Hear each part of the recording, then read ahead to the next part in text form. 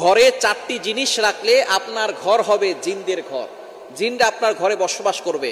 কিছু দুষ্ট জিন জাতি আছে যেগুলো আপনার ঘরে বাসা বাঁধবে। ঘর থেকে এই জিনিসগুলো অবশ্যই সরিয়ে ফেলবেন, কারণ নবীজি সাল্লাল্লাহু আলাইহি ওয়াসাল্লাম এগুলো নিষেধ করে দিয়েছেন।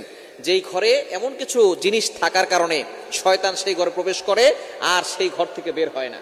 সুতরাং আমাদেরকে এই বিষয়ে সতর্ক থাকতে হবে। জিন হচ্ছে, দুষ্ট জিনরা খুবই ভয়ঙ্কর। অনেকে জিন জাতি বিশ্বাস করতে চায় না। চিকিৎসা বিজ্ঞান বলে এটা মানসিক ভারসাম্যহীনতা। তবে যারা মুসলমান অবশ্যই বিশ্বাস করতে হবে। আল্লাহ তাআলা মানুষদের ব্যাপারে একটা সূরা দিয়েছেন সূরাতুন নাস, জিনদের ব্যাপারে একটা সূরা দিয়েছে সূরাতুল জিন। সুতরাং জিন জাতি বলতে কিছু একটা আছে, তবে তাদের ভিতরে ভালো আছে, খারাপ আছে। আল্লাহ তাআলা নিজে বলে দিয়েছেন তাদের ব্যাপারে। পবিত্র কুরআনুল কারীম খুলেন 27 নম্বর পারা 2 নম্বর পৃষ্ঠার 5-6 নম্বর লাইন, সূরাতুজ জারিয়াতের 56 নম্বর আয়াতে আল্লাহ বলছেন, ওমা খলাকতুল জিন্না ওয়াল ইনসা ইল্লা লিয়াবুদুন, I have created the human and the jinn people to worship only me. আমি মানুষ এবং জিন জাতিকে একমাত্র আমার ইবাদত করার জন্য সৃষ্টি করেছি। সুতরাং জিন জাতি আছে, এটা অনেকে বিশ্বাস করতে চায় না। বিশ্বাসটা করে ঈমান থাকবে না। সুতরাং অনেকের ঘরে জিন জাতি বসবাস করে।